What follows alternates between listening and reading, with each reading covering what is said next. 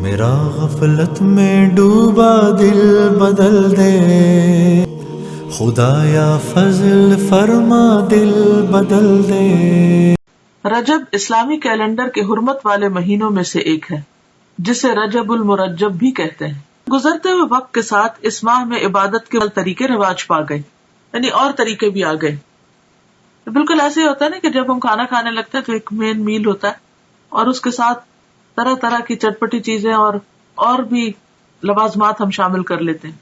تو اسی طرح جب ایک بدعت شروع ہوتی ہے تو پھر وہ ایک تک نہیں رکتی، بلکہ اس کے ساتھ ساتھ اور بھی بہت سے کام شروع ہو جاتے ہیں،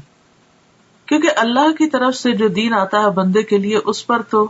بندہ مطمئن ہو جاتا ہے، وہ تھوڑا بھی کافی ہو جاتا ہے۔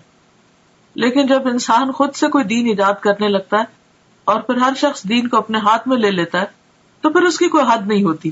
آپ کہیں پر سٹاپ نہیں لگا سکتے۔ نہ صرف یہ کہ دور جاہلیت میں بلکہ دور اسلام کے بعد بھی جب دین کی تعلیمات آہستہ آہستہ لوگوں کے اندر سے کم ہونا شروع ہوئی اور بہت سی بدعات نے رواج پا لیا، تو پھر مسلمان ہوتے ہوئے بھی لوگ اس مہینے کو بہت معزز اور محترم قرار دیتے اور اس میں عبادت کے خود ساختہ طریقے انہوں نے رائج کر دیے جو کہ اصل سنت سے ثابت نہیں۔ بعض لوگ اس ماہ میں خصوصی نماز صلاۃ الرغائب پڑھتے ہیں۔ رجب کے پہلے جمعہ کی رات کو 12 رکعات 6 سلام سے پڑھی جاتی، جس میں سورت اخلاص کے بعد ہر رکعت میں 3 مرتبہ سورت القدر پڑھی جاتی ہے۔ یہ بدعت 4 صدی میں شروع ہوئی جس کی کوئی اصلیت نہیں۔ امام ابن تیمیہ لکھتے ہیں کہ تمام علماء نے اجماع کے ساتھ اس نماز کو موضوع یعنی من گھڑت قرار دیا ہے، یعنی اس کی کوئی اصل نہیں ہے دین میں، دین تو مکمل ہو چکا ہے۔ نبی صلی اللہ علیہ وسلم ہر روز تہجد کی نماز پڑھا کرتے تھے اور اس میں کبھی بھی یہ نہیں ملتا کہ آپ نے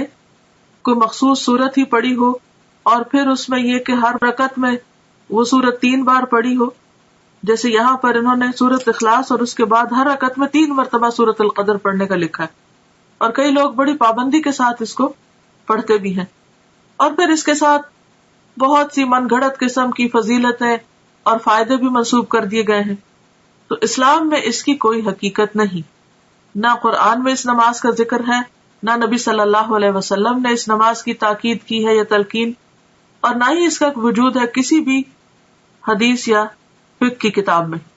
یہ سراسر لوگوں نے خود گھڑ لی۔ عبادت کا صرف وہی طریقہ پسندیدہ ہے، عبادت وہی قابل قبول ہے جو اللہ اور اس کے رسول کی اتھارٹی کے ساتھ ہو، ان کے حکم کے مطابق ہو۔ خود سے عبادت کے طریقے ایجاد کرنا اللہ کی اتھارٹی میں یا اللہ کے حکم میں دخل دینا ہے، اور یہ انتہائی غلط چیز ہے کہ جس کام کے لیے ہم انٹائٹلڈ ہی نہیں، جو ہمارا کام ہی نہیں، اس میں انٹرفیئرنس کیسی؟ عبادت کے طریقے بتانا صرف معبود کا کام ہے، عابد کا کام نہیں۔ عابد بندہ غلام تو صرف پیروی کرے گا، اطاعت اور فرما برداری کرے گا،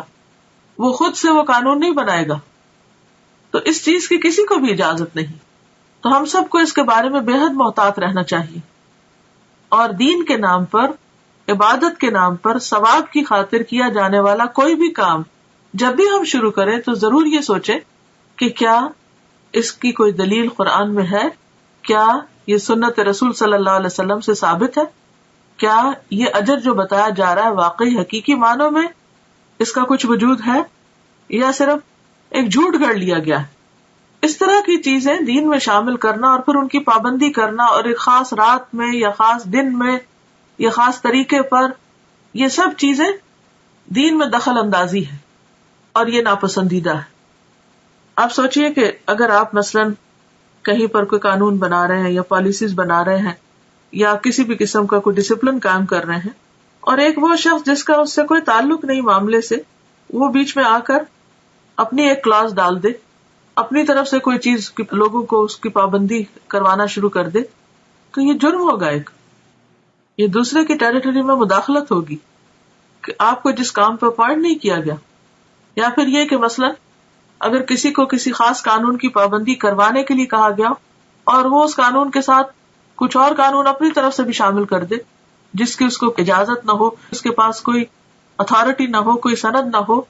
تو یہ طریقہ انتہائی معیوب ہے۔ تو دین کے معاملے میں بھی ہمیں نہایت سمجھداری سے کام لینا چاہیے، اور دین کو بس اتنا ہی رکھنا چاہیے کہ جتنا وہ ہے یا جتنا ہمیں دے دیا گیا ہے۔ اگر ہم کچھ چیزیں اپنی طرف سے شامل کریں گے تو ایسا کرنا دین کو بوجھل بنانا ہوگا، مشکل بنانا ہوگا، اور لوگوں کے لیے زندگی کو دوبر کرنے کے مترادف ہوگا، اور یہ انتہائی ناپسندیدہ بات ہے، کیونکہ ہمارے لیے اتنا ہی دین کافی ہے جتنا ہمیں اللہ اور اس کے رسول صلی اللہ علیہ وسلم نے دے دیا۔ اس کی پابندی بھی ہم پہ بڑی بھاری ہوتی ہے، کہاں یہ کہ ہم ایکسٹرا چیزیں شروع کر دیں۔ رسول اللہ صلی اللہ علیہ وسلم نے فرمایا، سال 12 مہینوں کا ہے، جن میں سے 4 حرمت والے ہیں، 3 پے در پے یعنی ایک کے بعد ایک، اور وہ کیا ہے؟ ذوالقعدہ، ذوالحجہ اور محرم، اور رجب جو جمادی الاخر اور شعبان کے درمیان ہے۔ یہ صحیح بخاری کی حدیث ہے، کتاب بدء الخلق۔ تو اس سے پتہ چلتا ہے کہ مہینوں کی تعداد اور مہینوں کی گنتی جو ہے یہ اللہ تعالیٰ نے مقرر فرمائی ہے، اور ان میں سے 4 کو حرمت والا بنایا ہے۔ حرمت والے کا مطلب کیا ہے؟ احترام والا، قابل احترام،